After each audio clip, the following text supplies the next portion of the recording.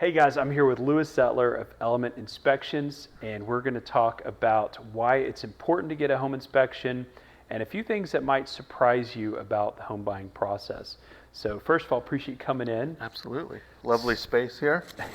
So full disclosure, Louis has a podcast, and Louis offered to come out and interview me.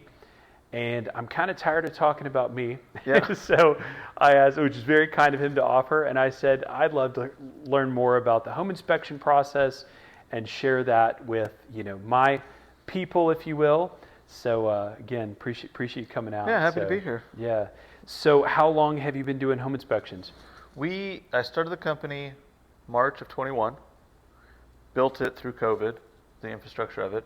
So we're a little over 3 years into it. This is our fourth year in business. Awesome. Yeah. And what all areas do you guys cover typically? We're all over DFW. We are licensed in Oklahoma, so we service southern Oklahoma. Sometimes we go to Broken Bow, and then we'll go as far south as Waco. Very cool. Yeah, so awesome. Big. Yeah, awesome. So I'm going to just hit you with some questions here. Question I get a lot: new construction, should somebody get an inspection? 100%. 100%. 100%. Yeah. We during the rush, 2 years ago when the houses were just exploding. Yep. We found an average of 62 deficiencies on new builds. Yeah. Brand new wild. house, and there was 62 problems that needed actual addressing. Yeah. And that's something that I've learned the hard way as a real estate agent, real estate broker. You like to think that things are black and white. You'd like to think that, hey, we're dealing with a quality builder. It's not a new car. Yeah, this builder has built all these other homes. You think that, it's going to be fine, like a Mercedes, like buying a car. Yeah. So homes are not, I tell people, homes are like, they're made by humans. Humans are imperfect. They're like, pieces of art. You look at 5 different pieces of art that were made by human hands. They're all going to be a little bit different. Right. And the work that goes into that house, the accountability really matters. So for example, post-COVID, builders were having a hard time getting good work. So we saw more problems, more deficiencies on new construction homes than we were used to seeing, even on builders that people consider to be high-end luxury builders. Yeah. We had situations where we had to get people to go in and rip out all the tile in the kitchen. We had a deal where the countertops were this beautiful marble, and they made a bad cut to where there was an inch gap on the side of a oven. And those are things that I can see, and I'm not an inspector. So it makes, it's really important to me to know that, okay, not only are these visible things being inspected, but are the things that are a little harder for the naked eye to see, are those things being looked at? So I would agree with you that it's very important. And I think a lot of people, a lot of buyers think, oh, well, it's got a warranty and, I can have them fix it on the back end. Well, number one, that can be very difficult to get them to come back out after closing because you don't have as much leverage at that point. And number two, building it right the first time, in my opinion, is very important. Before I started the home inspection business, and I still today own a home remodel business, with Nice. kitchen and bathrooms, and then we do a lot of insurance, flood and fire claims. So for 16 years and 13 years before I started this business, I did building, construction, Nice. everything. Yeah. So between the two, I can walk into any home, new or old, and find 100 things wrong with it instantly. What are some, off the top of your head, are there any things that stand out that your team has found in inspections to where you're just thinking, what were they thinking? Yeah, there's my favorite. It's like a little kid mentality.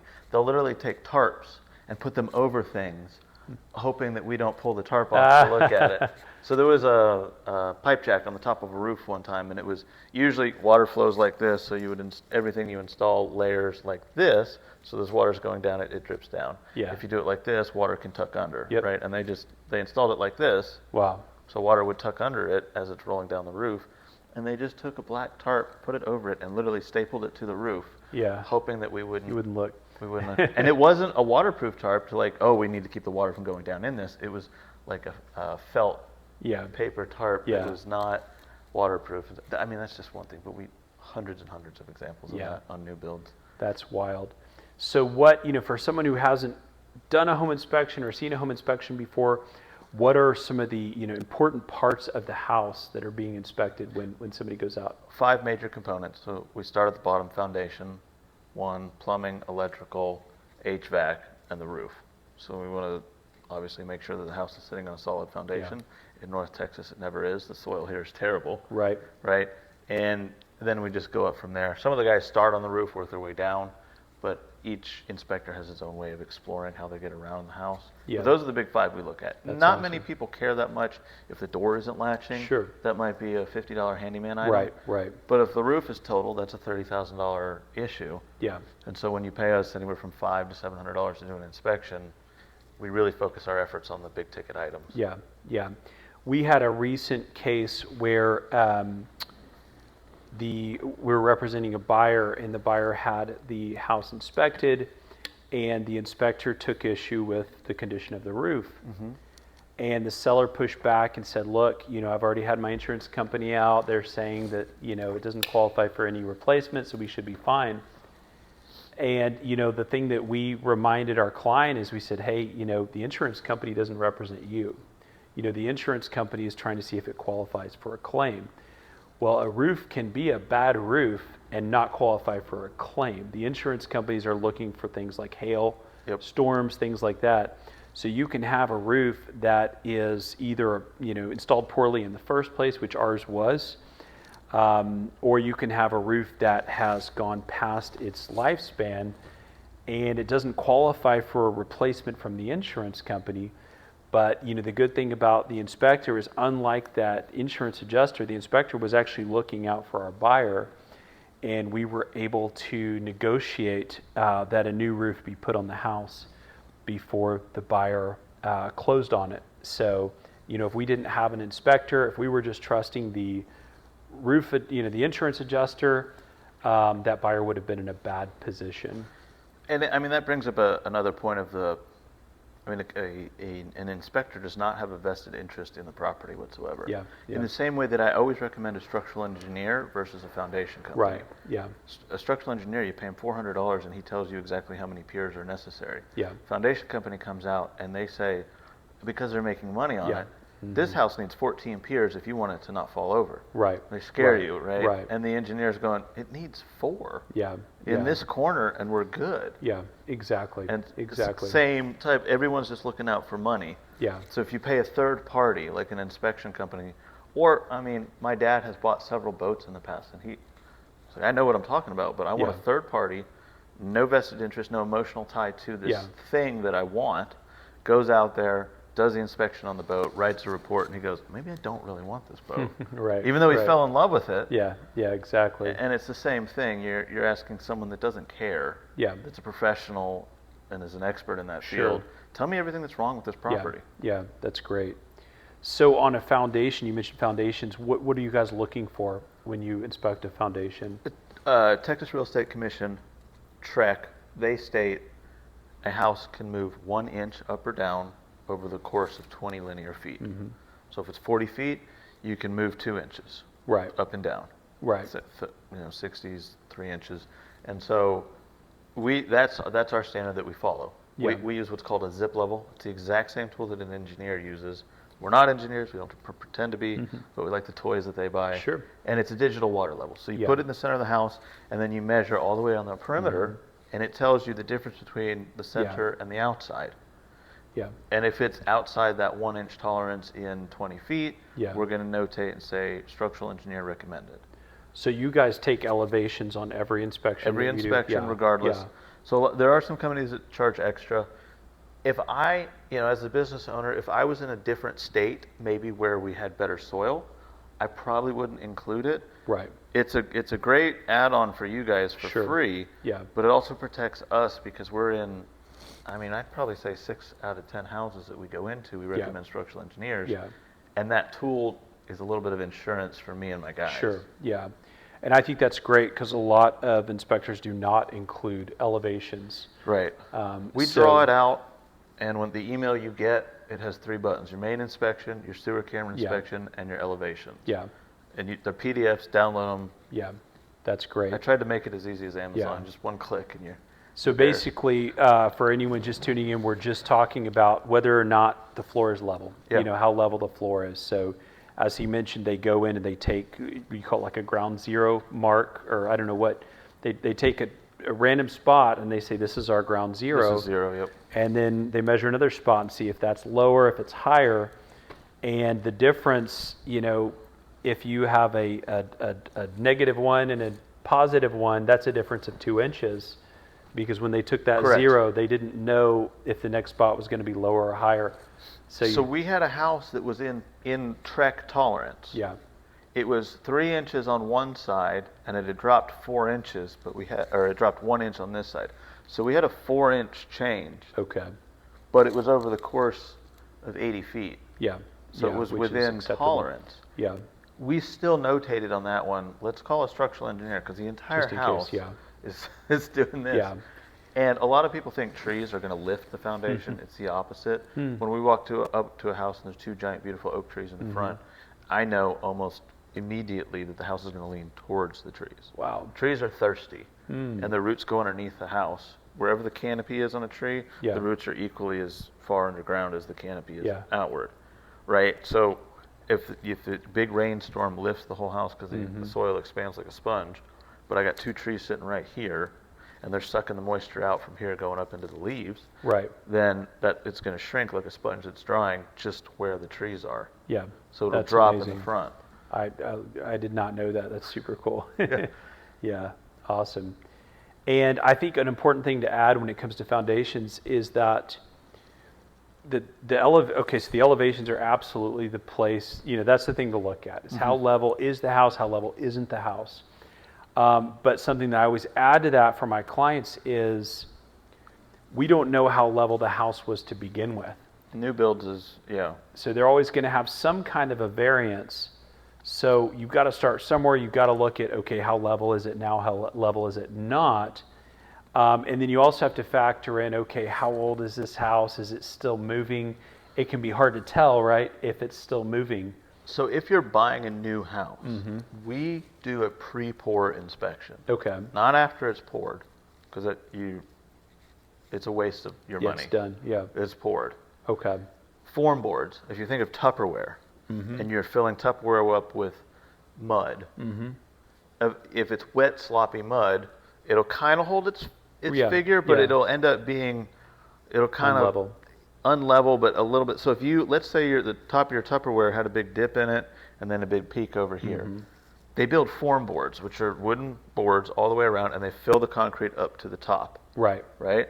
So if these form boards are doing this Yeah. all the way down, Yeah. that's exactly how the concrete's going to be Then you poured. already know it in advance. So yeah. we use the zip level. We take Yeah. 0 on one corner, and then we put our device all the way around the perimeter of that Tupperware Okay. to make sure that it's completely flat. Yeah. Otherwise, they're going to pour it to the slope of those boards. That's and awesome. every single one we go out to is Yeah. off by like 2 inches. Yeah. Every Wow, single one. That's amazing.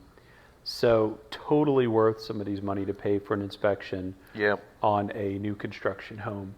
So, so talked about new homes. What about old homes? You know, if somebody's buying a house that's 100 years old, like this building here. Yeah.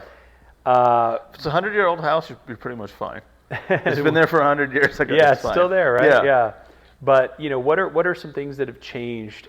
You know, I was told that, and you can correct me if I'm wrong, but I was told circa 1980, a lot of the laws changed to where the regulations are actually stricter when it comes to foundations, when it comes to electric. 1986 was a big year.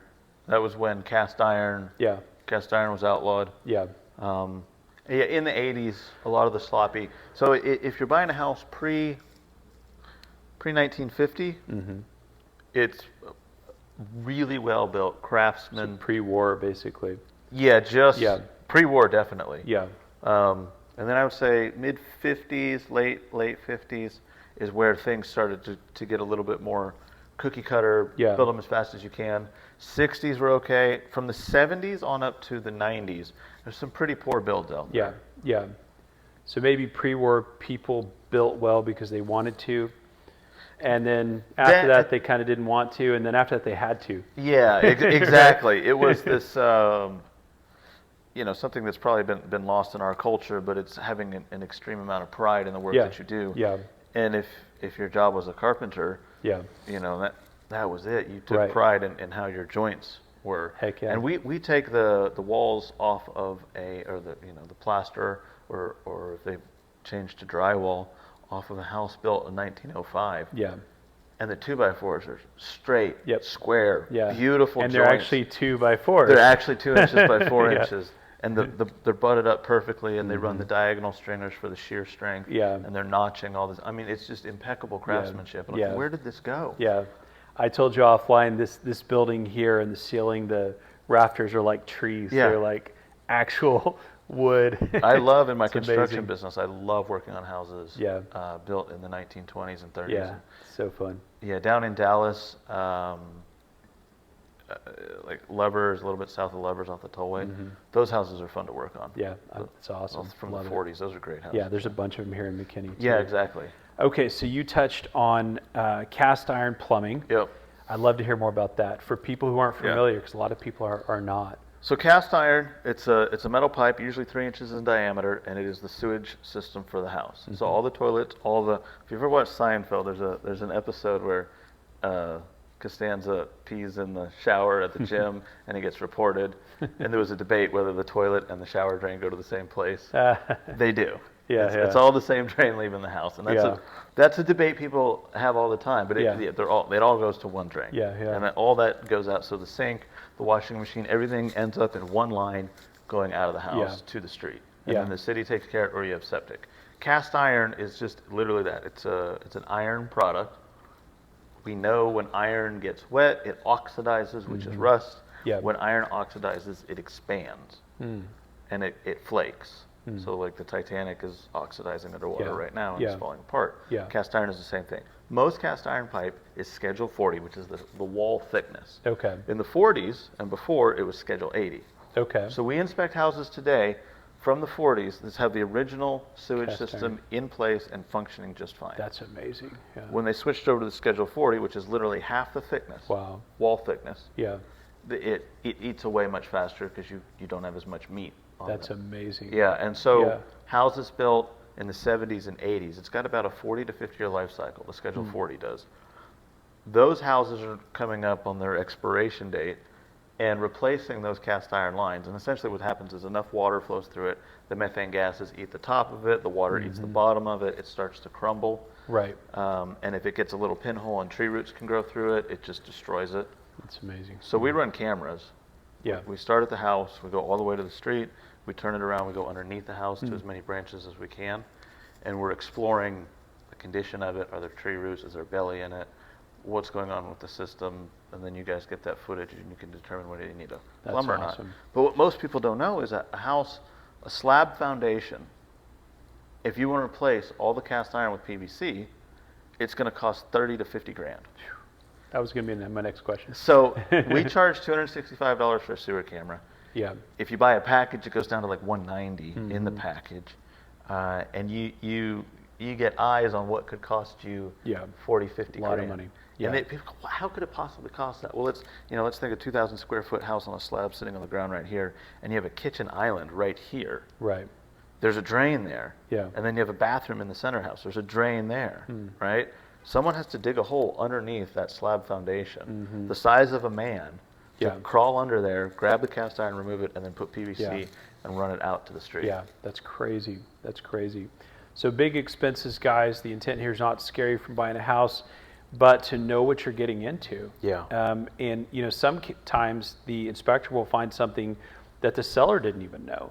Sometimes the seller truly didn't know It's unfortunate that when that happens. they're at the end of their shelf life on cast iron plumbing, or perhaps an air conditioner, or perhaps a roof.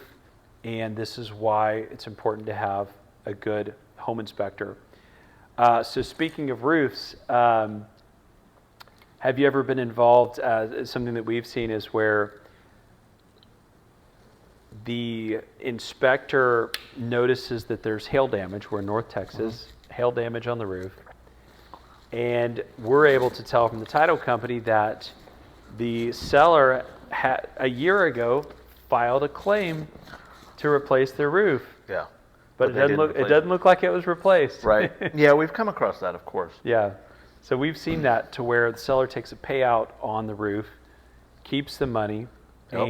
and this is, again, the reason it's good to have a home inspector, boots on the ground representing you, to tell you what the insurance company may not know. So, yeah. It's rather unfortunate for the policyholder. Buyer. Yeah, for everybody, yeah. And that's, Yeah. good on the title company for being able to dig that up. Yeah, exactly, yeah. Because that house should be sold for $20,000 less. Exactly. Whatever the yeah. check was worth, that's how much the house less. Typically what we'll do in that case is we will make the seller, I say make, but the seller will need to replace the roof prior to closing, because my understanding is that the buyer will have trouble getting an insurance policy Unless on he it. replaces it, absolutely. Exactly. So we've had that happen a couple times. A lot of to where- insurance has changed. It was 1% deductible, Yeah. 2% deductible. Yeah. In a lot of cases now they're going, okay, we just have a flat $15,000 Yeah, deductible. and they're depreciating roofs now. They depreciate roofs much faster. Yeah. If a roof is more than 5 years old, some policies, they say, no, we're not. Some it's carriers wild. will just not That's insure the wild. house. Well, very cool, man. Well, I've learned a lot here. So how do people get a hold of you? How do Sure. people We'll put ours in the description, our Awesome. information, but it's Element Inspection. You can do elementinspection.com. Yeah. There's a book now button, book your inspection. Very cool. Yeah. Or you can just call us at 469-409-9344. And Maddie will answer the phone Monday through Friday, get you taken care of. Awesome. And Yeah. before we wind it down, what's something that would surprise people about you? What's something people might say that's crazy? About me? Yeah. It's probably one of the most boring jobs in the world, doing home Yeah. inspections, right? I like downhill mountain biking. Oh, cool. So I ride a ski lift to the top of a mountain, Real way. 2,000 feet Yeah. up, and then ride my bike down at 40 miles an hour with Yeah. jagged rocks and Yeah. I was forgetting broken where we were. collarbones and I think we were in feet. Sedona, Arizona, and we saw some of those cliffs where bikers will go on a very narrow about a foot wide. thing on the side of a cliff, and they're going fast too. And yeah, not me. I'm good. Yeah, And for that reason, I'm out. I love it. I love Yeah. that adrenaline of being right there, right before a bone breaks. Yeah. On that edge, on that bleeding edge of. Yeah. If I screw up, I'm hosed. Yeah. So, Awesome, what about you? man. What's something people wouldn't know about you? Something about me. I like music. I play guitar and sing, and my wife takes us all over the world. My wife's a travel agent, so we've got to see some super cool places. So Awesome. yeah. Awesome. Well, Lewis, appreciate you coming out. Fun times. And guys, if you need a home inspector, if you need a home inspection, reach out. Thanks. Appreciate it.